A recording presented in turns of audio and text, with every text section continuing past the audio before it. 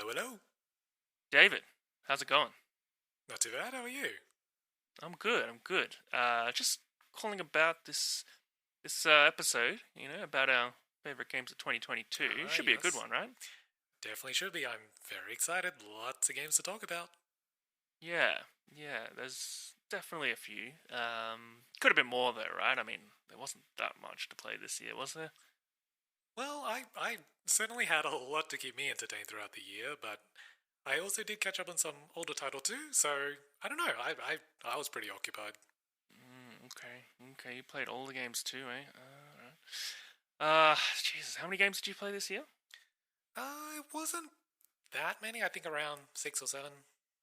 Only 6 or 7. Yeah, that's right. Not too many. Yep. Wait, how many did you play? Oh, yeah, quite a few. Quite a few games. As always, every year I play quite a few. Okay. Nice. And I caught up on some older stuff too, just like you. Oh, that's good. That's good. So polished off the old unfinished back catalogue sitting in the dust. Yeah, I did, yeah. Okay, how many did you get through? Yeah, a few games, just a few here and there. Oh, did you finish? Did you finish Pokemon? Arceus, oh no, I didn't finish Arceus. Okay. What about Splatoon? Haven't quite gotten there yet either. It's difficult to find the time to finish games these days, isn't it? Yeah, true. I guess so. Did you finish any game this year? Sorry, David, you're breaking up. I didn't catch that. I said, did you finish any game this year? I can't hear you, David. Oh, it must be my dodgy receptor. I'll call you back. Sorry, David. If you're still there, talk to you later. Bye.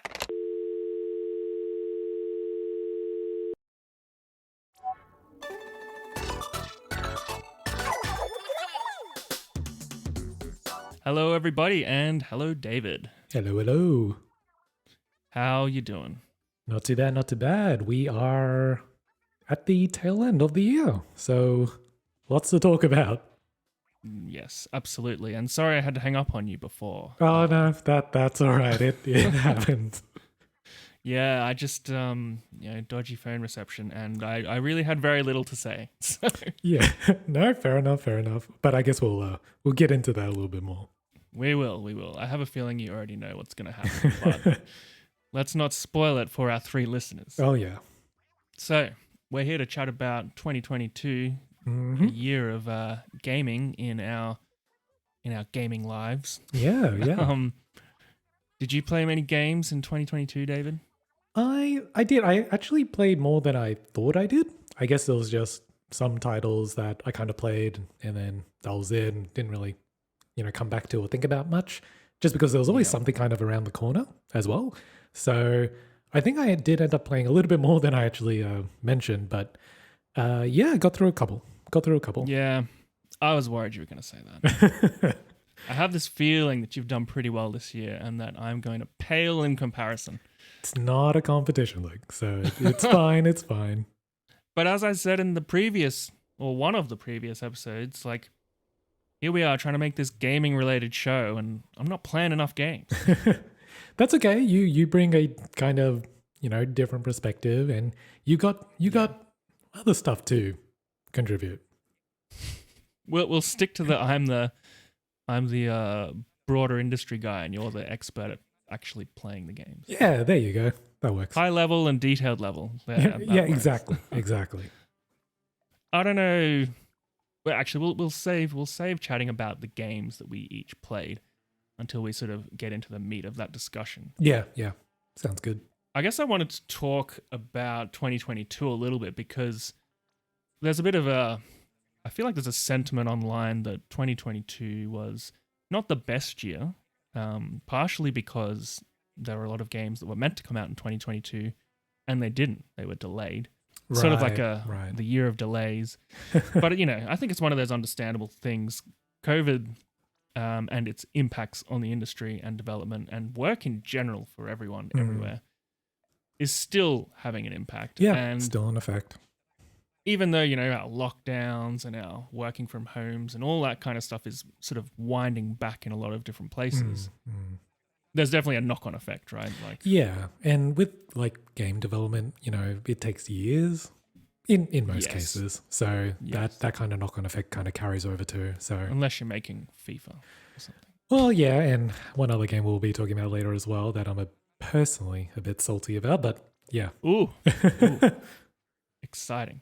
All right. So games that were delayed until 2023. I'm going to just name some games that, you know, you or I would probably never play, but these are the big ones, right? Right. Hogwarts Legacy. I probably will never play it, but Not my there's a decent number of people out there I excited think for there that is. game. I actually think so, yeah. Yeah, and look, even though I'm not going to play it, I will be curious to see how that game turns out. I mean, there has been other Harry Potter games, and you know, there's also, you know, the Lego ones too, which I think have been fairly popular. But I think, is this like, I actually don't know anything about this one. So this Harry Potter game, Hogwarts Legacy, I would say to me feels like the first real original game for the Harry Potter universe. I know that there have been some games that are not directly based on, you know, specific books or films. There was a Quidditch game at one point. Oh wow! But this one seems to be like it's a standalone story. It's not an adaptation of one of the films or books to a video game. It's its own thing, and I feel like it's trying to take advantage of that. It's trying to be a game first, and you know, not a film first or whatever. Yeah, not like a spin-off or whatever. Yeah, exactly. Fair enough. But we got, you know, other big games. It's really interesting looking at the year that we've had compared to what's coming in 2023. I feel like Sony somehow managed to have a lot of their big ticket titles ready this year, and Microsoft failed completely in that regard. And it's not so much a failure, I guess, that you could argue that their delays are a good thing because the games will end up better. But, you know, this year we had Horizon Forbidden West, yes, which was a huge big ticket item for the PS5. And also the one that just came out, God of War Ragnarok. Yes, of course. Yeah, and, you know, there was also Last of Us Part 1, which kind of I'm not really counting, but it was a big one too. Yeah, but true. yeah, more games delayed to 2023. Starfield on Xbox, Redfall on Xbox, both Bethesda games were meant to come out this year. And there was a bit of an uproar when they were delayed, but hey, if they're going to be better for it, I think that's a good thing. Oh, fingers crossed.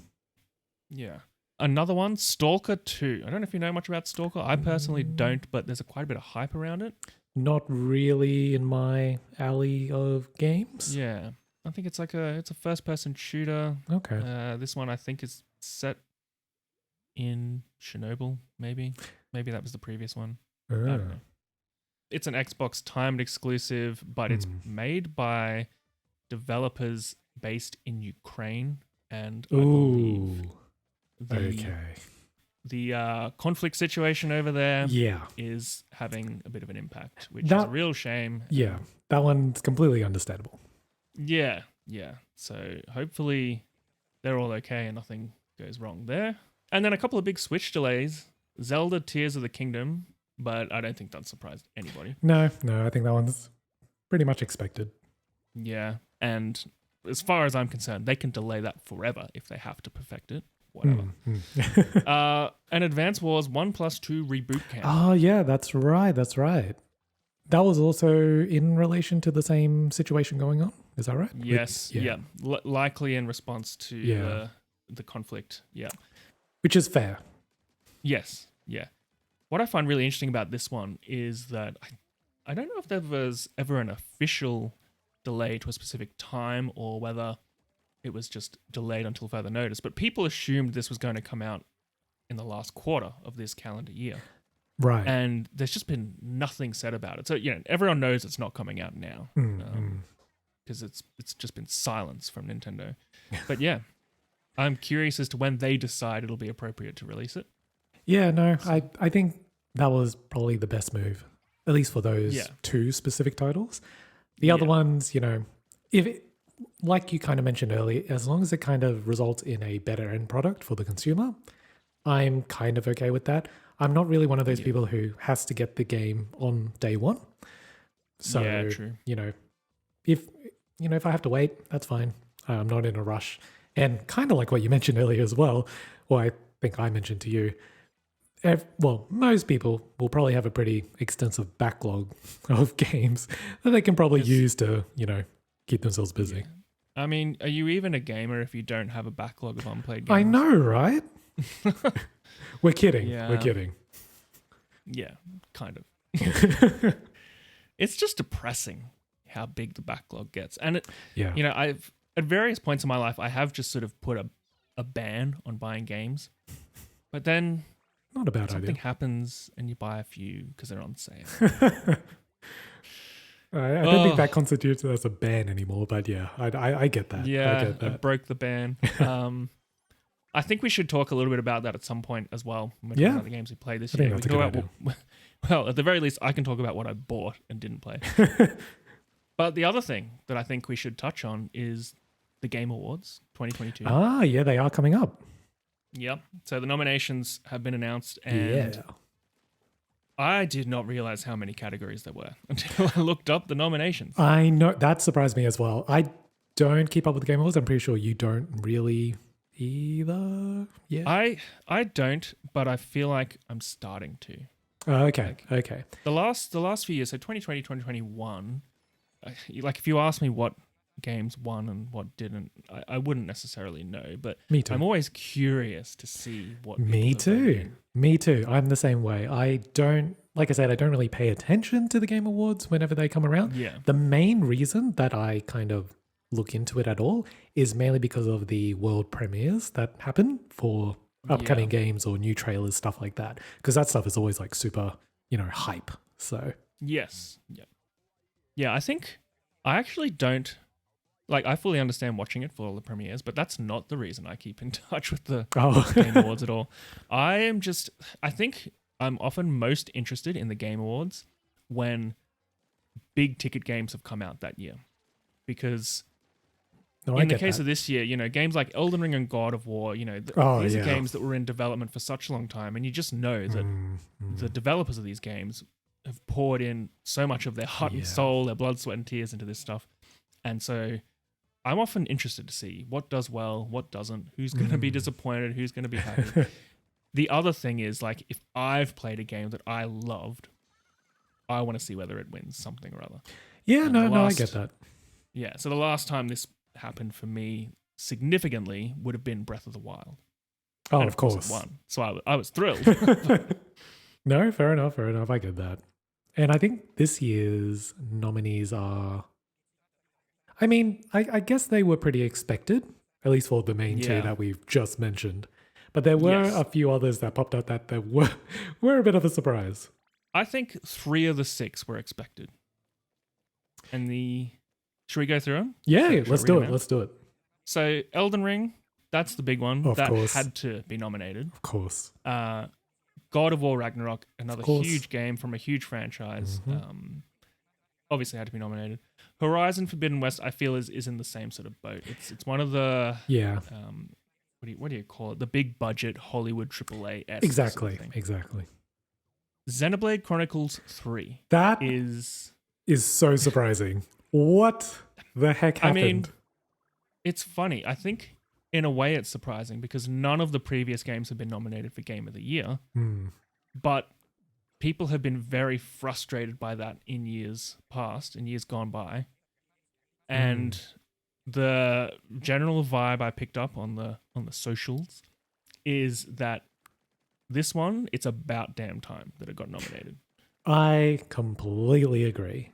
And it's weird because it's like it's not even just like an RPG, it's a JRPG, which is just kind of blows my mind that that's even up for a nomination.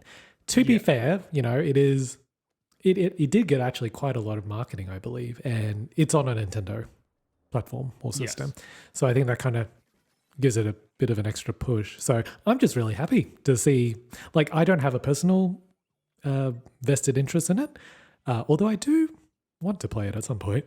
But Ooh, interesting. yeah. Because you've But never played Xenoblade. have you? exactly, I'm not like a fan. Not against getting into it, but it's just that I've never Yeah. played the games before. So Yeah. just seeing that come up, I was like, wow, this, like you said before, this feels like a long time coming. Yeah. So, yeah, very happy for the developers that got included. And, as a little bit of a Nintendo fanboy myself, I'm glad there's a Nintendo game in there. Yeah. Now, the other two, one of these two, a Plague Tale? Yeah. Requiem. Requiem. That's the title. A Plague Tale Requiem. I'm going to blow all credibility here, but when I saw that name, I was like, "What? What's that?" My brain didn't go, "Oh yeah, I know that game." I don't know if you know much about it. I do not. No, I'm kind of in the same boat. I do recognize the name because I believe this is like a sequel or at least a second in the series, because the first Yes, it one is. was, I remember getting quite good reviews when it came out as well, but I know next to nothing about it. So Yeah. So I looked it up, and I believe it's a game that I would potentially really like. really, Wikipedia says it's an action adventure survival horror stealth video game. Like, whoa, okay, if you think about the games I like, Zelda, action yeah, adventure, yeah.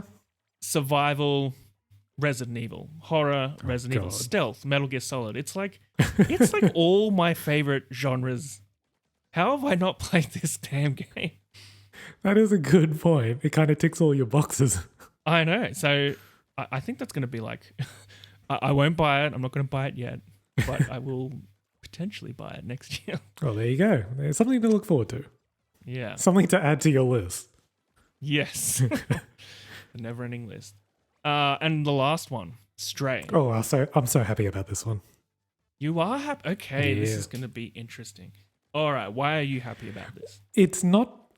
Okay, to preface, I haven't actually played the game. So, Neither have I. Yeah. We're both going to have really strong opinions, Oh, yeah. potentially opposing having neither of us played with no this game. experience whatsoever backing it up. Yeah. But because I remember when this game was first announced, it was marketed as like a game, about a cat in a cyberpunk world, and I was just like, what the heck? What kind of game could you possibly make with that kind of slogan? And I kept following it, and it looked really interesting, just based on the premise alone. Mhm. And the reason why I'm so excited about this one is because it's not from one of the typical high budget AAA studios. It's kind of more either AA or kind of indie, on kind of like on that level. And Yep. you know me, I am a big fan of indie games and the indie scene. So anything that kind of represents that, I am all the more supportive or happy to see it, at least be recognized at the Game Awards. So if it can get more eyes, at least not, maybe just even if it's not on the game, if it can get people to look more into it, past that, then I'm happy. Yeah, look, I don't disagree with any of that. I agree. It's cool that it's a game from a smaller developer. It's not, your typical AAA blockbuster, big budget game. I was very interested in this game in the lead up to its release. Right. And once it was released, I watched a few Twitch streams of people playing it and just read some reviews. And it just wasn't... the reason I didn't end up picking it up was it didn't seem like the sort of game that I was hoping it would be. I thought that it would be more platform-based. And, like, in my mind, cats jump, right? I mean, they do lots of different things. They can run. Is true. They can, squeeze through tiny gaps and everything. But the thing you think of with a cat is, like, it can jump up a tree stupidly fast. It can jump up onto your kitchen bench just seemingly effortlessly. So in my mind, jumping is like a key mechanic to a cat. And I was like, oh, this is going to be cool. Imagine the way you'll be able to explore all of the worlds and the environments that you're in and all that sort of stuff. Anyway, my understanding is there is no jump button in this game. It is jumping in the sense that you can jump in a game like Uncharted. Yeah, so there's like a context, QuickTime thing, prompts and stuff like that. Yeah. Prompts and context. Yeah. I don't know if I'd call it QuickTime, but but yeah. So In you that get vein. to a point towards a ledge, and to progress through whatever level or location you're in, you need to jump across this gap, and you will be able to jump when you reach that ledge. But you can't. It's not like when you're playing Mario, where there is a jump button, and every time you press it, it just jumps, and it's up to you to pull off the mechanic in a way that is successful to you completing To the progress. objective. Yeah, that's right. And I was just so disappointed by that fact that I was like, oh, this isn't quite what I thought it was. And that's not fair on the game. I haven't played it, and I know that I should actually give it a go because it did get pretty good reviews. My sort of hesitation or the slight surprise I have with this being nominated is I feel like there were quite a few reviews that echoed the sort of sentiment that I'm talking about. Like there were a few people who were like, oh, it is really cool to play as this cat and run around and everything, but it's just not quite what I thought it would be. And for it to get nominated for Game of the Year, I'm like, whoa, like this has to be one of the 6 best games this year. And that's a good point. That's a good point. Yeah. No, I can see that. But then I also asked myself earlier today, what would replace it? And I actually don't really know. So, well, I think there are. I mean, there's always an argument made for other games to be on the list or to be nominated. yeah, of course. Yeah. And I think it's important to just remember, or at least make yourself aware that the Game Awards are not, the end all be all. They are not. Oh, of course not. Yeah. So, and I think people get a bit too wound up with how or which games make the list and which one gets the actual award at the end. But I think it's good practice to kind of just see it as more of a celebration, and these are kind of just more public fanfare than anything else. So yeah, I agree, and I'm certainly not fuming over it or anything like that. I just of all the nominations, that was the one that made me go, are you sure? But yeah. No, I agree. I can definitely see your perspective because the game definitely, I feel like, parts of how the game was marketed, not to say it was misleading, but it kind of gave a different impression. Yeah. Yeah. Maybe a bit like the other Cyberpunk. Well, let's, that's a whole nother story. Like, are we getting into it slightly in this episode? We'll see. We'll see. Okay. All right. Well, we'll see what wins. There's every chance this episode will actually be released after the winners have been announced. True. We are recording it before, but who knows? They say, it's people will be able to pretty much pinpoint when we recorded this, given that it's between nominations having been released, but no winners announced. Yeah. So there you go. So we may come back and talk about the winners at a later date, or we might just forget about it. But let's talk about our games, David. Yeah, what did we get up to this year? Played. Oh God. All right. I'm just gonna come out and say it. I couldn't say it in the phone call earlier, but I'm gonna say it now. I don't believe I have completed a game this year, which is depressing to me. Well, for me, that's not really surprising. And that's not a dig at you, Luke. I know how busy you are. So don't take it that way. Whoa, I don't know how to take it, David. No. In all seriousness, for those, 3 people listening, Luke's a super busy dude. So the fact that you haven't completed anything, I don't think it's a big deal. But I'm assuming you've played a few. Yes. May not have completed them, but you've played a few. Yes. Okay. Well, that's not too bad. So I've played Pokemon Legends Arceus. Ah, yes. I have also played, and just so everyone knows, we're not necessarily only going to talk about 2022 game releases. It's just if we've played it in 2022, we're going to talk about it. I played Super Mario Odyssey this year. Nice.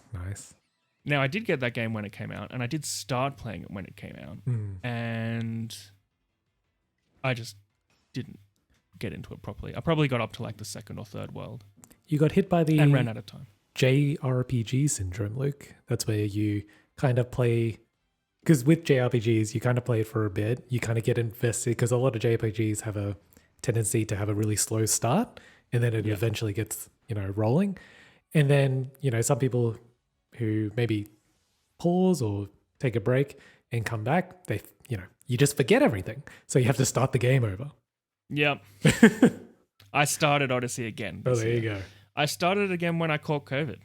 And it was sort of, once I was beyond the initial few days of just sick as a dog and was able to play a game, I was like, I think I said to Kathy, I was like, when I was a kid and I got sick, it was a great opportunity to catch up on some games. And I'm going to do that now.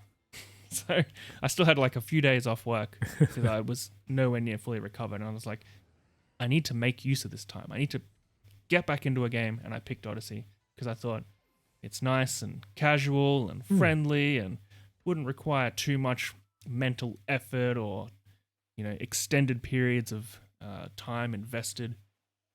And yeah, played Odyssey. Whew. It's a good Getting game. close to the end of my list, though. I also played and am still playing Splatoon 3. Oh yeah, nice. Yeah, and that's been good. I'm enjoying that. We're both big Splatoon fans, so Yes, I mean I'm a big Splatoon fan who doesn't play it a lot. well, yeah, true. It just fits in with my general gaming personality. And I'm a big gaming nerd who doesn't play games that much. But yeah, I'm not going to give too much opinion on these games because, one, I haven't finished them. And I think I'm not a believer that you must finish a game to have an opinion on it, but I think it helps. It does. And, it does. Yeah. So I'm just going to give sort of some higher level thoughts and Sure. maybe at a later date when I've finished some of these games, we can do an episode that's like Luke actually finished games. Yeah, we can always come back. So, Pokemon Legends Arceus. We've discussed this at length, David. We actually did an episode on this, but it probably will never get released because there's a whole bunch of horrendous audio issues and things did not end well. Yeah. But we're going to do another Pokemon We will. episode at some point, particularly given the recent release of the diabolical Scarlet and Violet. Oh dear God. Yeah, we have lots to talk about. So all of the reaction and sort of disappointment I have with those games or with that release, Violet Scarlet being a single release, that's how I felt about Arceus. But their release is, believe it or not, shifting my opinion of Arceus in a positive direction, which surprises me so much. And it really is an episode in and of itself. I can't go into detail without us tangenting for about 45 minutes. We will talk for hours. Yeah. But Arceus was in many ways disappointing, in many ways fantastic. And yeah, I just wish it was a little bit better, but I did enjoy quite a bit of it. And I do really want to finish it just to see how it all winds up. Not necessarily from a story point of view, because I think the story is absolute trash. But from just to see what it's like at the end of the game, like what the difficulty is like and what it's like having fully evolved Pokemon and all that sort of stuff. Right. Mario Odyssey, Super Mario Odyssey. This is a game that has perplexed me a little bit. And I think you might be surprised as to how I feel about this game. Oh, okay. Because my understanding is that you have never purchased this game. Correct. And from what you have observed, I don't know whether you've watched videos or streams or just read reviews, but your gut feel is that you won't necessarily love this game. Yeah, that is also correct. Yeah. So I assumed that I would love this game from the moment it was announced, because I looked at it and I thought, thank God they're doing like a more expanded, fully fledged world version of Mario, and not something like Super Mario 3D World, which was more insular levels, so to speak. Yeah, that's it. With just sort of a little world map that you use to navigate between the levels. Mm. And Galaxy 2 basically did the same thing. Yeah, that's true. So to me, I was like, oh, we're going back to the 64, the Mario Sunshine, the original Galaxy days. This is like a big, fully fleshed out adventure. And it is in many ways, but it's also still a little bit different to those older games in that you do, I don't want to say progress in a linear fashion because it's not linear. You can choose which worlds you go to, but Okay. it's not like the worlds are linked by a big central hub that you also get to explore and expand upon. You just travel between the worlds. Right. Okay. Yeah. And don't get me wrong, some of the worlds are huge. They take a long time to fully explore from top to bottom. Mm. But yeah, it's still, I ended up a little disappointed that we hadn't gone back to that whole having the hub, like, the observatory. Comet Observatory. Mario Galaxy. Yeah. Isle Delfino in Sunshine. And obviously Peach's Of Castle course, the in classic. 64. Yeah. It makes me so sad that no games are doing this anymore. I can't think of a single game that has a hub like that. Right. But anyway. Odyssey is really, really good. It's potentially, this will sound contradictory to what I've just said. In some ways, it's potentially too big and just too daunting at times. Right. But I really need to sit down and sort of think about how I feel about that game because I went into it thinking, I'm going to love this. I love Mario games. Mm. This is going to be no exception. It had fantastic reviews. Oh, so yeah. Why wouldn't I love it? But I would say that I really like it. I don't love it. I mean, that's still a positive. It is, but it really surprised me. Like, there were times where I was just sort of like, I really don't like this world. I actually just want to get this one over with and move on to the next one. And I can't remember the last time that had really happened. Yeah. Yeah. I was just a bit surprised. I'll save the details for a later date. But yeah. Fair enough. Last one on my list, Splatoon. Oh, quickly, before Splatoon. Didn't mention it before, but played Halo this year. Actually ended up playing it twice because the initial playthrough that I did on PC. Yeah, that's right. And then I ended up playing it again on an Xbox, just for a bit of fun. Just filling up some empty evenings where I was too tired to do anything productive, but wanted some shooting action. But I'm not going to go into that at all because we have a whole episode about that. So moving on to my final game that I played. So really, most of the games I played were on the Switch. Yeah, pretty much. Which, is interesting to me as well. Splatoon 3. And I haven't been able to play this one quite as much as I would like either, but I have played, quite a bit. Played a bit of multiplayer. Yeah. Actually, played a few only games. Played multiplayer, really. Yeah. Played Salmon Run for the first time. I never really played Salmon Run in Splatoon 2. And it was hilarious because I've watched you and Kathy play Salmon Run. Yeah. And, like, you'll have an egg quota of 26 and there'll be bosses spawning in literally every sort of 3 to 4 seconds. Yeah. And in the game I played, the timer was the same as you guys. I think 100 seconds on each wave. And my quota was 7.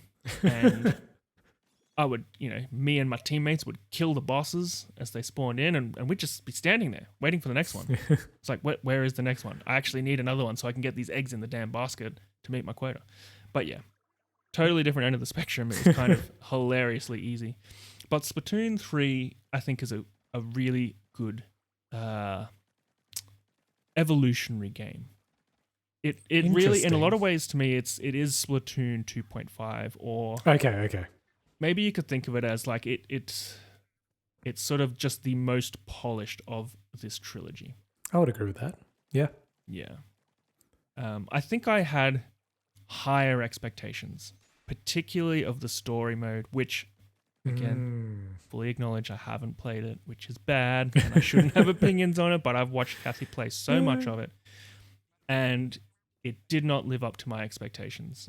I really thought that the individual level-based approach might have not necessarily been ditched for a more Super Mario Odyssey style world-based game, but at the very least, I thought they might have fleshed the levels out a little bit more and instead of making them like these sort of isolated individual challenges that don't feel as though they relate to one another, don't feel as though they're related to any sort of underlying story or Yeah, it like doesn't a region. There's no seem as region-based cohesive. stuff. Yeah.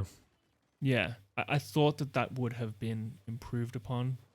Mm. And to me, it just feels like Splatoon 2's Octo expansion Right. all over again. A little bit better and a little bit more fleshed out in certain ways, but not quite what I was hoping for.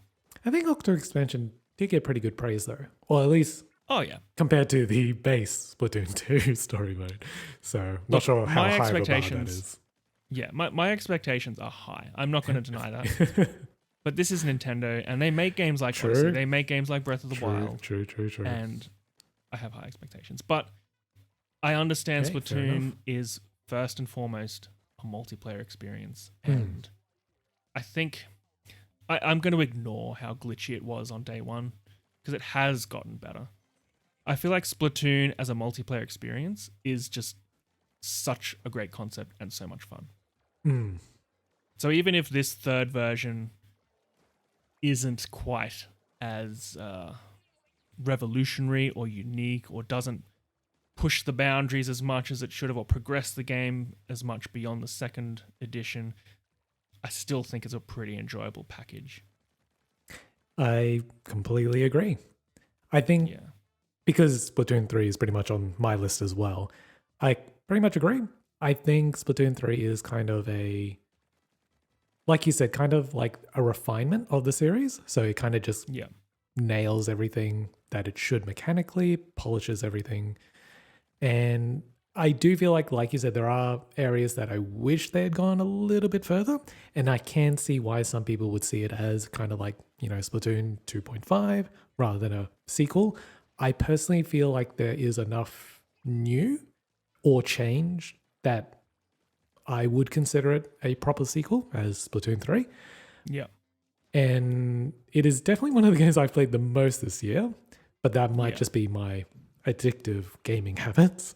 But I'm pretty much in the same boat. Yeah. Yeah, look, when there's games like Call of Duty coming out every year or every other year, and there's plenty of franchises that churn games out much quicker than what Nintendo has with Splatoon. I sort of give Nintendo the benefit of the doubt, and they can do a straightforward sequel from time to time. It doesn't always have to reinvent the wheel when they bring out a new game, and Splatoon is still relatively new IP, so it's understandable that they're still looking to sort of perfect it in a way. Yeah, it's essentially Nintendo's shooter, so Yeah. I sort of think of Splatoon 3 in a similar sort of light to maybe Smash Ultimate. It feels like all the different things that worked in previous Splatoon games have sort of been pulled together into one deluxe complete package. Mm-hmm. Yeah, no, I agree. But Splatoon 4, wow, I'm going to have even higher expectations, and they're going to have to do something unique there. They're going to have to. I don't just mean a gimmick either. Yeah, I kind of feel like they would have to change it up somehow. Yeah. Otherwise, it will start to get tired. But hey, maybe, I mean, they may not. It might just be more refinements on refinements, and who knows? It might just sell just as well. Yeah, that's the worry. Uh, But that's my played list, David. I don't have a completed list. I do probably Fair enough. have.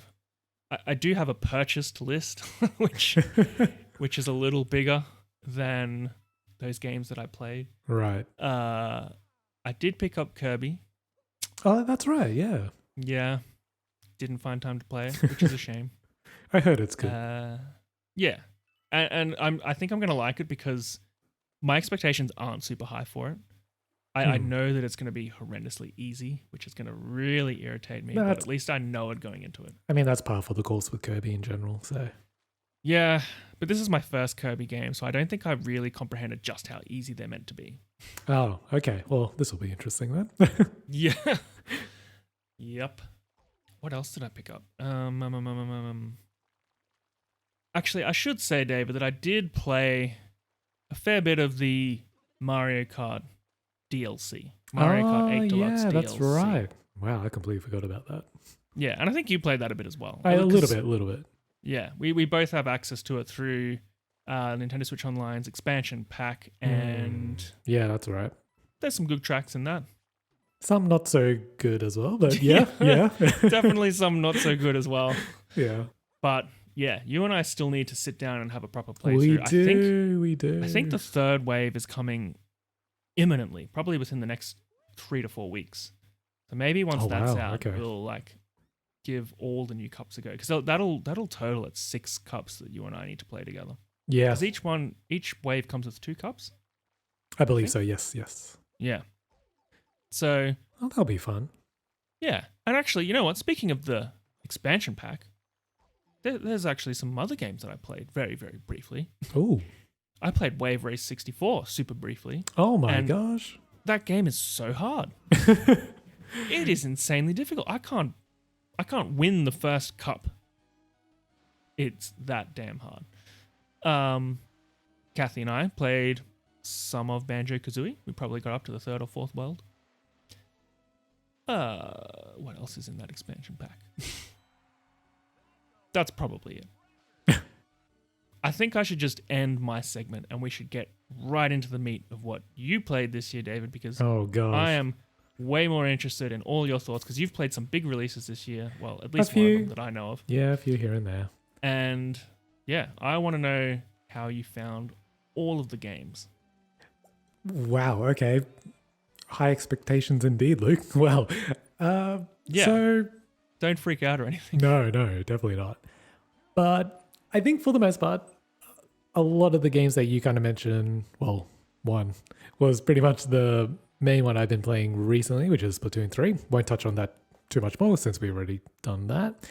The other one, of course, being Elden Ring, which I did not expect to pick up at all. I am not a Dark Souls fan or a Demon Souls fan. I've never played any of the previous titles, and I wasn't even looking at Elden Ring at all. I knew, like, I kind of picked up on some of the, pre-release marketing, but never really had an interest. The game dropped. I saw some reviews, and apparently everyone loved it. And I was like, huh, okay, I'll give it a shot. And oh my god, I think I told you at the time when I was playing it, I got addicted. Like, I fell in love. It was amazing. And I played the game. It's so hard. And it I don't know how that stacks up against the rest of the history of the Dark Souls games, but I found think they're all hard, aren't they? Yeah, Aren't they I'm pretty sure they're all pretty notoriously hard. difficult. But I think there's kind of I think once you kind of get into the meat and potatoes of the game and kind of learn the mechanics, you can kind of figure out its systems. Yeah, okay. So it's a bit more manageable once you kind of get into it a bit more. But I really enjoyed my time with it, and I remember playing it hardcore for a week, and I couldn't stop thinking about it for a month. I just kept watching other people play, watching videos about the lore. It was crazy. I was completely swept up. And the funny thing is, it didn't really spark any interest in me to kind of look forward to the next kind of game, which is weird. Yeah. It's Okay. I picked it up kind of on a whim. I really enjoyed it. I really got into it, but I don't really have a craving to play another one. I don't know. That means it was a very complete experience in a way, right? Well, that's kind of one of the things that I really, really liked about it, which I didn't, I guess, initially realize, was the fact that it was a complete game, which sounds crazy because you would kind of expect that to be the norm, but sadly, it isn't. But no, I really, really enjoyed it. So that was definitely one of the highlights.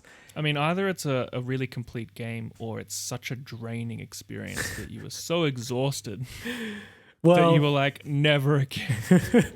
Maybe. But I think I definitely left that game with more positive thoughts. So I would say it was a good time. What's the most number of retries you had on any given boss? Oh God, I think I've died. I'm not going to spoil anything because I know it is a pretty spoilerishy kind of game, and it's not something that it's more of one of those games, you kind of have to experience. But essentially, I think I died about 50 times to one boss.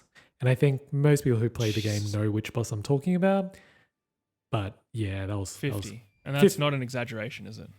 No, I'm pretty sure. Well, that's kind of like an estimate just based on, because I didn't keep track, but that is not over exaggeration. I mean, even if you were exaggerating your estimate by double, 25 times to attempt one boss is still insane.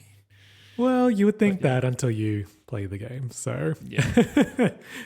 but no, Yeah, look, I'm very curious about Elden Ring because I know a lot of people have said if you like Breath of the Wild, you'll actually really enjoy Elden Ring because it has this similar sort of wondrous exploration vibe to it. I would agree to a point that it Yeah. definitely does have that element to it, which is also definitely one of the main reasons I really liked it, because the game doesn't really hold your hand and you can kind of go where you want.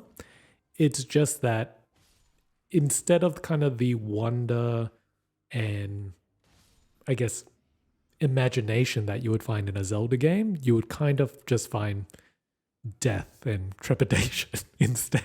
So it's kind But of it's still, you could still say it's creative, right? Like, absolutely 100%. it's bleak. It's a bleak Oh, version very of much so. creative Very much. representation as opposed to like bright and colorful. Yeah, pretty much. So they're on the kind of the same spectrum, just on different ends, I guess.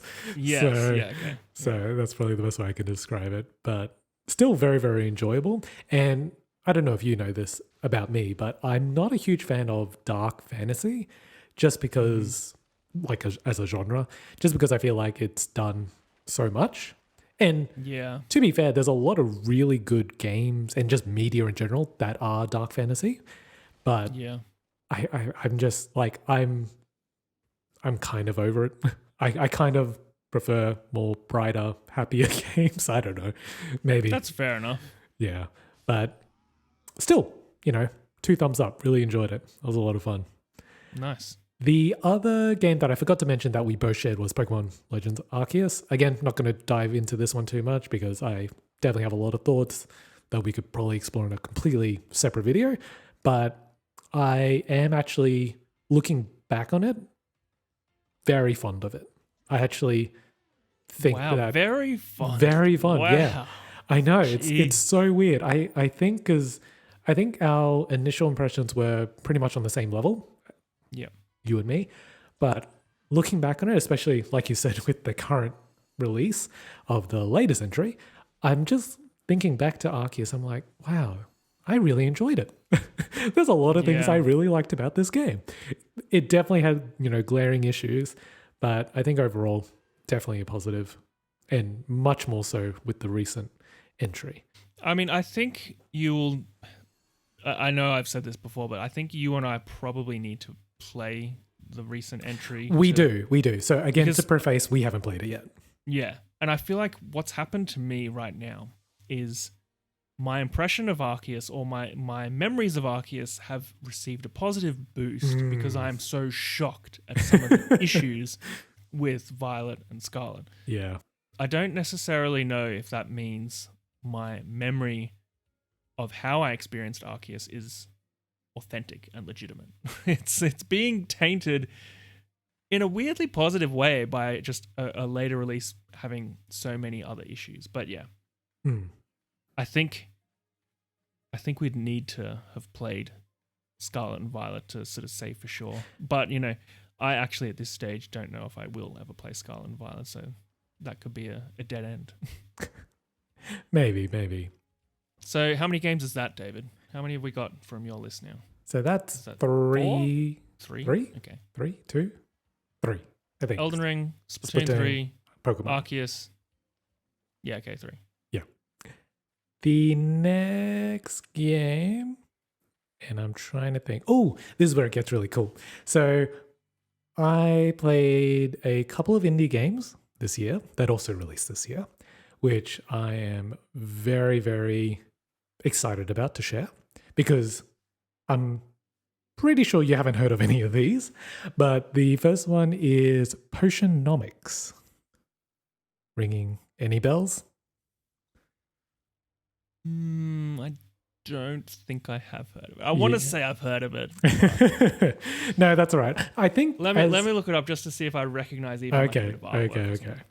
I think like even as a indie game that releases here, I think it is still pretty niche. So probably not a lot of people. I definitely don't know that. Okay, that's all right. It's an interesting game. It's a bit weird, like with the genres that this game targets. It's kind of like a part management game, part dating sim, part card game. Oh wow! It's Okay. it's a really eclectic mix of different genres, and Is this on PC? well, I played it on PC. I think it might be on another. I think it is just PC at the moment. But yeah, so I picked it up. I saw the artwork and I was like, oh my God, this looks lovely. And I picked it up, played it. And for those of you who are familiar with the game, I beat the game before the difficulty patch. So yeah. Anyway, really, really liked it. And it was... It definitely had, it definitely had some of those kind of quirks that some indie games have that you wouldn't normally get in like a polished AAA title. So there are some balance issues, parts of it that weren't super polished, but as a whole package, I really enjoyed it. The characters are adorable. The gameplay loop is really, really addicting, although it is quite difficult. So when you said difficulty patch, was this patch to increase or decrease difficulty? Decrease it. So, no wonder you were so pleased. Yeah, I know. Just my little moment to gloat. Yeah. But yeah, I think that like as a whole, like I didn't find it, I guess because when I first did my first run, I kind of messed up. So I restarted. And then once I kind of figured out what to do, it got easier. I do feel that the game does have a bit of a weird difficulty curve because it does start off hard, but then as it progresses, it gets easier and easier. So I feel like they could kind of tweak that a bit more. Like I said, that's where the lack of polish kind of comes in because I feel as a whole experience or as the pacing goes for the game, could have been done a little bit better. But like I said, as a whole, really, really enjoyed it. Very charming game. The characters are like the main selling point because every character is really well animated and the story, it's there. But I think all the interactions between the characters are super, super cool and they're very endearing. So definitely one of my favorite indie games that I played this year. Give them a call and contract them in to do some work. Oh, I don't know if that would be good for Game Freak or bad for the team. So anyway, the next game is another indie game that I also really, really enjoy. And this is actually a game that I want you to play with me. Ooh. Yeah. Ooh, because it is probably one of the most satisfying games that I have ever played. And what platform is it on? I believe... Oh, man, you're asking all the difficult questions. Like, I only played it on PC. I think it might be on the laptop. That's what I mean. Like, do I need to play it with you on PC? That's always a little bit more difficult, but I think it might be on other platforms. I'll have to look it up. But essentially, it's Power Wash Simulator. Oh, yes. Oh, my gosh. I know about this game. I have watched Twitch streams of this game. Yes. This game looks ridiculously good. Yes. And it's such a nothing game. Like, there is like all you do is power wash stuff. And yeah, there are objectives, there's challenges and stuff. But if you're just playing, the campaign to just clean shit, it is one of the most satisfying experiences that you can have. Yeah. And oh my God, like it's like one of those things like where you can put on a video, put on a podcast, and you're just mindlessly washing stuff. And it's very satisfying. It's kind of similar to the first time you played Katamari. You kind of get that itch where it's like, oh God, I want to keep rolling up stuff. And it's kind of like that. So yeah, I can see that. Yeah. So I definitely want you and me to play this at some point. Doesn't have to be for a video. It might just be off screen. But I really, really enjoy Power Simulator. Honestly, that got a real sort of, I would say even more than a cult following. That became borderline mainstream at one point where it seemed like all the major gaming channels on YouTube and Twitch were all having a go at it. And it definitely picked up a lot of momentum. I do feel like, yeah, kind of past that threshold between kind of, indie and more into mainstream a bit. So, I'm glad it did because it's a really good game. I really, Yeah. really like it. It's just Yeah. so, it's solid, It like Elden Ring, it's a full package game. So Yeah. cannot complain. I'm just checking out what platforms it's on. Oh, yeah. The top result on Google is Steam, but it looks like it's on Xbox and Oh, there you go. platforms: Windows, Xbox One, Series S and X, Switch, PlayStation 4 and 5. So There you go. Now you have It is no everywhere. excuse, Luke. Yeah. There's but no how are running we away. both going to play it, David, if I don't get it on PC? Well, you'll just have to get it on PC. I don't know. Actually, I don't know if it has crossplay. It might have. I don't bet know. it doesn't.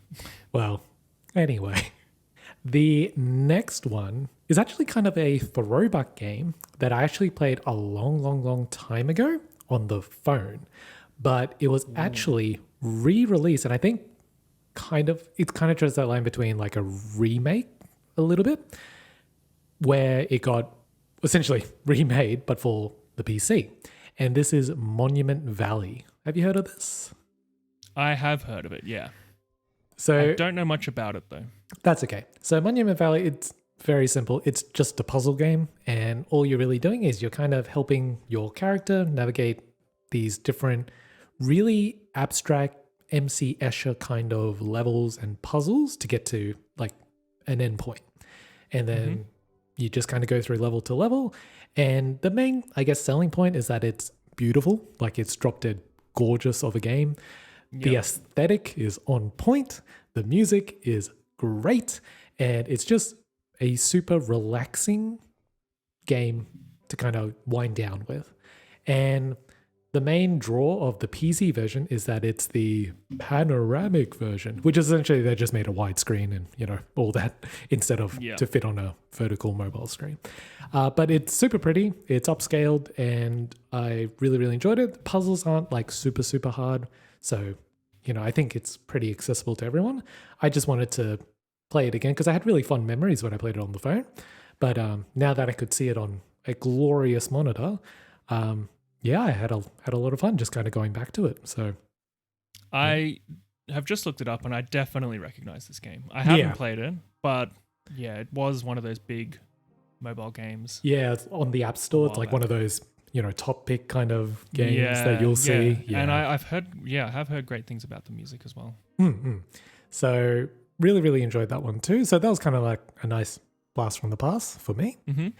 The last game, and there are a few other ones that I'll briefly touch on, but the last main game that I played is another indie game, and you might have heard of this as well, although it is a bit more niche kind of as well, is Vampire Survivors.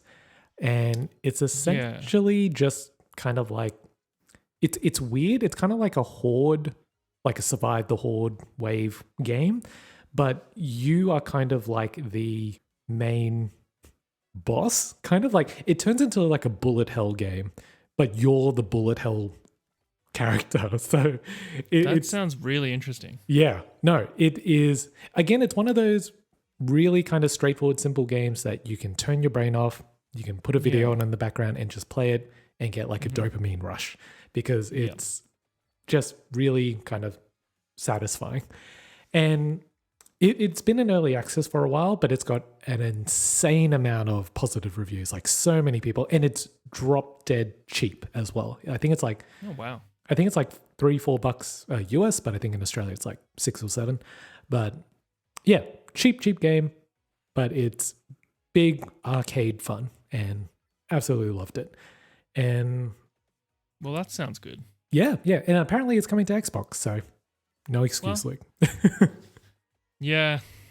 Do I ever have any decent excuses, David? No, not for me. Never. So, damn it.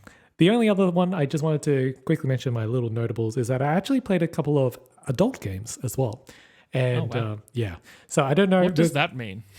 As in not safe for work. So, wow. Yeah, I guess you can call them like smut, I guess is the best way to put it. Yeah. Yeah. Okay. I've tried because I kept kind of, this sounds bad, but I got David, is this now gonna like It might expose me a bit. get us. No, I was gonna say, is this episode now gonna need like a No. MA rating? Don't worry, that'll be a separate episode. But yeah, Right. so I played a couple of games and they were okay. Yeah, I just wanted to kind of try just to kind of, because I've always been interested in that kind of side of the market or that kind of genre of games, because I keep feeling like, what can you really do, or what kind of game mechanics would come into play? And from what I've found, and from the two main games that I played, a lot of it is very similar. Like it's very kind of the structure of how the games are made are very similar. A lot of them are kind of like visual novel-esque, where Yeah, I mean that's what I would sort of assume. There'd be a lot Yeah. of like decision making and see Yeah, where the story pretty much. goes and that sort of thing. yeah, exactly. There are Yeah. definitely a few games that go kind of the extra step or the extra mile where they incorporate more gamey mechanics into it. So it's not just click a button, go to the next screen, see the smart continue. Yeah. So there are, options that kind of add more actual mechanics to, so you can engage and play a bit. So again, I'm not going to go into this here. This is not the place. But I thought I'd just mention it because it's kind of like, because I just I wanted mean, to. hey, you played it this year, right? That is true. Gotta be That on is the true. list. I don't even know if I should, drop the names. I probably won't. But like I said, Oh, come on, David. Drop the names. oh dear God. Okay, I'll give you one. Treasure of Narnia. Anyway, those are the main games that I've played this year. I am so curious now, like the speed with which you are moving this conversation along. Hey man, I just feel want like I just want I feel to. like We've got a lot to talk about. So, but yeah, those are the main games that I played this year, and like I said, a lot of them I actually really enjoyed. No real major disappointments, which I don't know if I should be happy about, but I was surprised that I wasn't really disappointed. well, now that we've reached the end of your list, even though apparently there's a couple of mystery games to be confirmed, I'm going to ask a few questions, and I'm not going to Okay. make you give scores, but what I want to know, David, is what was the favorite game that you played this year that was also released this year?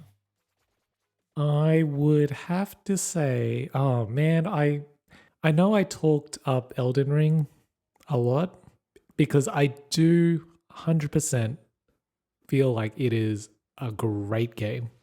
There are Wow, if you don't say Elden Ring, I'm shocked. there are a few caveats, especially with some of the balancing, which has been patched and addressed and all of Yeah. that. I don't really care about that. The single player experience was the main focus of my playthrough, and I enjoyed it a lot. Very little complaints about the game as a whole, but it wasn't my favorite. My favorite game that I played this year was Power Wash Simulator. Nice. Yeah, it kind of sounds like a joke, but I still play Game it. of Like the year material. I did not say it's game of the year. I did not It's say. your game of the year, David. Was that the question? I just thought the question was what I enjoyed the most. So, Yeah, which is your game of the year. oh, okay. Well, I guess Power Simulator is my game of the year. I don't know. I'm going for the clickbait headlines, I David. see, I'll I just see. take whatever I can and put it into any fair context. enough. Fair enough. Well, there you go. There you go. And I'm assuming you have your own there, Luke. No, I've got another question. Oh, okay. Okay. Favorite game that you played this year doesn't have to have been released this year. Ooh. Oh, that's a harder question. I mean, it can be Power Wash Simulator. Again. I'm kind of tempted. But I think, no, surprisingly, I think the game that I've put more hours into is actually Cyberpunk 2077. Okay. So you finally got round to playing Cyberpunk. I did. And I know it's not super obvious, but Luke knows, but I was one of the people who was super hyped for Cyberpunk. This is just as a quick little note here. But I was super hyped for Cyberpunk. Of course, I was disappointed with everyone else and decided not to pick it up on launch. And I think that was a good decision considering how the launch went. I picked it up when it was on sale. I actually didn't play it straight away then either because I was just kind of over it. But then Yeah. I played all the other games and I was like, oh, what else can I do? And I, gave it a whirl and I really enjoyed it. So you did enjoy it. Okay. Well, So- there's a lot of buts with that, I should say. There's a big asterisk with a bunch of buts after. Yep. But I did enjoy it, and this is after the 1.5 patch, by the way, for those of you who are familiar with the game state and the patch state. This is only after 1.5. I did not play it before 1.5.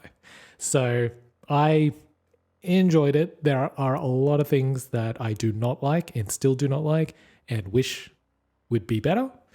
But to answer the question, I probably played more Cyberpunk than any other game this year. And is it your favorite game that you played in 2022? Because that was the question, David. Well, yeah, I would still say yes, but that's also with an asterisk because I've downloaded a lot of mods. So yeah. And when you say mods, like, what are we talking exactly? So these are mods created by the community to essentially either, add features, make the game better. So it's not a great kind of sales pitch, but essentially, yeah. So the mods. community's fixing the game for the developers. Yeah, pretty much. Jesus. Okay. That's kind of insane. But Yeah. it goes to show just how much passion there was for this game Yeah. in the lead up and even post release. Like, this game burned so many people upon release. Oh, but so many. I feel like even the people it burned still had enough devotion that they were going to make it good. Well, I think it's just the IP itself that people love, and they want to see it be successful, and they want to see it be done well. And I think the general consensus has slowly shifted into a more positive direction, especially with the current state of the game and also the anime release that was also very well received. Yes, And that's also the Netflix one, right? correct, Edge Runners, which is amazing. Oh my god, I loved it. It was so good. I binged the whole thing in one night. It was amazing. Wow. But How many episodes? 10 episodes. You watched it in one night. Wow. That's impressive. That is a true Netflix binge, David. I know, right? I normally never watch Netflix, but I didn't know you had Netflix. So okay. Well, there you go. But there's also the upcoming DLC expansion, the first main one, although might also be the only one, depending on how it goes. But I think because of all of the recent, updates, fixes, anime, DLC scheduled, I think the kind of community feedback is generally gearing more positive now. And I do not want to blanket the launch because the launch should be forever remembered as what not to do with the game. I do not want that swept under the rug because that was atrocious. Absolutely atrocious. But yeah. Unfortunately, we're still getting games like Pokemon Scarlet and Violet being released in a similarly crappy state. But anyway. That's another video, Luke. I'm not bitter at the moment about this release, am I? No, not at all. Not at all.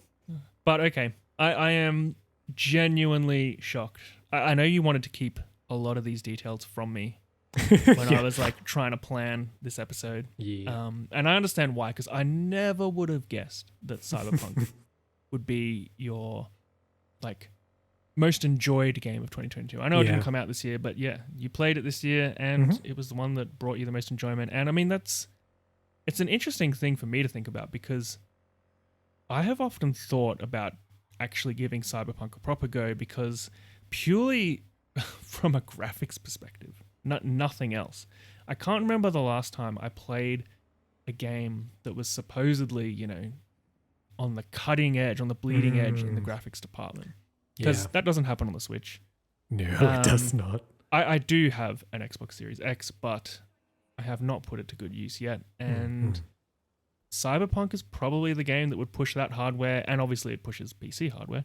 Oh, yeah. To the limits. And I sort of want to just see what that is because, I have not played graphically top-of-the-line games in years. It's kind of like the de facto benchmark now, kind of like what Crysis used to be. Yes, can it run Cyberpunk? Yep. Pretty much. Yeah. Wow. Since you've been talking about your favorite games, David, I have actually remembered some other games that I purchased. Ooh, yeah, let's do it. And I'm not going to go into. I'm not going to list them all, Okay, but yeah, there's yeah. one that I think will surprise you Oh, a okay. lot, and it surprises me. And Oh boy. I'm disappointed that I haven't played it because I feel like I sort of did just get suckered into the hype, Okay. and Oh god. I just can't wait to hear your reaction. I picked up a physical copy of Live Alive. What? Okay, first of Yep. all, how do you even know about Live Alive? Well, it was a big deal when it came out. Like, Did you play the original? no, of course not. I don't. Okay, I couldn't even tell where, you what system the original was on. Where is this coming from? And why? All of the reviews said that this was one of the best remakes of like a classic JRPG. And Yeah. apparently the story is really interesting. Mm. And the other thing that I found appealing was that there's multiple different stories, depending on the type of character you pick or whatever. Mm. And they all are relatively brief playthroughs. So like to play through all of the yeah. content of the game takes a reasonable amount of time. But each individual story doesn't take too long. And I thought, okay, I'm not really a JRPG person, Mm. but this is meant to be one of the good ones. It's based on a classic, so That if is I true. play this, I'll get a bit of, the vibe of what JRPGs were back in the day and maybe how they became popular. Just get a bit of insight into that side of things that I don't really have much knowledge about. And at the same time, I've always enjoyed games that have good stories. So I thought, well, that's going to help me enjoy this. Even if I don't like some of the more traditional elements of JRPGs, the story's interesting. The 2.5D or whatever it is, what is it? It the something 2.5 HD? I don't know. Yeah, something like that. Some fancy visual stuff I thought it'd be cool. And the soundtrack is meant to be really good. So I was like, it's got a lot of good things going for it that could help me to appreciate what a JRPG is like. I mean, like I'm not a fan. Like, not that I don't want to be. It's just that I didn't play the original Yeah. or any of that, so I'm not in that realm. I'm just flabbergasted that you have a physical copy of a Yeah. JRPG that you intend to play. Yeah, it's weird, isn't it? It is that baffles me. That is definitely a surprise. Like, that is very much a surprise. I mean, let's not get ahead of ourselves. I haven't played it yet. well, that's pretty powerful, of course. So, and it is in my list, but how big is my list, and how often have I said a game is in my list? I don't know. Wow. I need to really have some. I need to sit down and come up with some genuine gaming New Year's resolutions. Which, let's be real, it's just going to be like everyone else's. I will play my games this year. Well, I mean, hey, at least it's there now, so you have it to kind of, well, I don't want to say, it's like a reward, but I guess it's more of a temptation. Well, not really. Who knows what it is, David? Yeah, who knows? Jeez. I'm just shocked that you even said those words. I'm like, yeah. that was like the last thing I expected to come out of your mouth. Yeah. I had a feeling that you would be a little bit surprised. Yeah, just a little. But yeah, I don't think I have too much to add for 2022. Like, it was a year that I just did not get to play as many games as I would have liked. Yeah. Generally, that happens every year. But I feel like most years I will at least get one, maybe two games that I really sink my teeth into. And there's always a few others that I want to play, but I'm like, I didn't get around to it. But at least I played this. Yeah. Didn't happen this year. Next year, 2023. Next year. It has to happen for Zelda. I I feel like I will. Of course. Yeah, I feel like I will make the time for that because I made the time for Breath of the Wild. I think I played around 150 to 200 hours of that. Oh, wow. And I loved it. And I've always loved Zelda. And like this game, unless it's a flop, which I don't think it'll be a flop. I am a little bit nervous as to whether it will live up to the hype. I'm sort of... Yeah, that's always But tricky. I think you and I were the same with Breath of the Wild. Remember before it was released, we saw some of the trailers and the videos and we were like, this game looks phenomenal. But Yeah. I don't want to get excited because it looks Yeah. too good to be true. Yeah. And then it was great. Like, yeah. It was great. It was great. But yeah, so I have to play that next year, and I have to play, well, I mean, my goal is before the end of this year, like before literally New Year's Eve, is to have finished either Odyssey or Arceus. I want to have finished one of those two games. I think that's doable. You're pretty far in for both, or at least Yeah. you're I think in. I'm at least 2/3 of the way in on both. Yeah. My understanding with Odyssey is that once you finish it, a whole bunch of stuff becomes available to you that is actually even more enjoyable. I don't know anything beyond that, but I'm curious as to what that will be when I do finish it. And I have to play, this is coming sort of a bit left field, but I have to play Resident Evil 2. I got probably 2/3 to 3/4 of the way through that back when it came out. And This then, is the remake, yeah? yeah, the remake okay. of number 2. And then Kathy and I had like an overseas trip for a while. It was like our first one in a long time. And I didn't finish it before that. And then we went on that trip, and that was a 6-7 week trip. And by the time I came back and settled down and everything, I just lost the flow and never got back into it. And it kills me because I was loving it. I genuinely loved every minute of that. And I'm so frustrated that I let it slide. So I have to play that because Resident Evil 4 remake is coming, which I'm actually a little bit less keen on because I love Resident Evil 4 so much and they're changing it. And I'm like, ooh, I don't know if you should have done that, but we'll see. We'll see. Still early. Ultimately, I have to. So those two games, Zelda and Resident Evil, and, got to squeeze in some other stuff, I hope. But yeah, I did want to wrap this up within an hour, David, but that never happens when you and I chat. Yeah. So Never. do you have anything else that you want to add that we haven't touched on? No, that's pretty much it. There's pretty much like we discussed all the main games that I've touched on this year. All that's really left for me is kind of just looking forward to what the Game Awards end up being. Yeah. Who do you think's going to win Game of the Year? Or sorry, not who. Which game will win Game of the Year? Well, my personal bias is, of course, on Elden Ring, although I do feel like God of War has quite a strong shot, even though it did release very recently. But I have to put my hat in for Elden Ring. I agree. I think God of War has definitely shaken up people's expectations of Game of the Year because people were just assuming all year that it was going to be Elden Ring.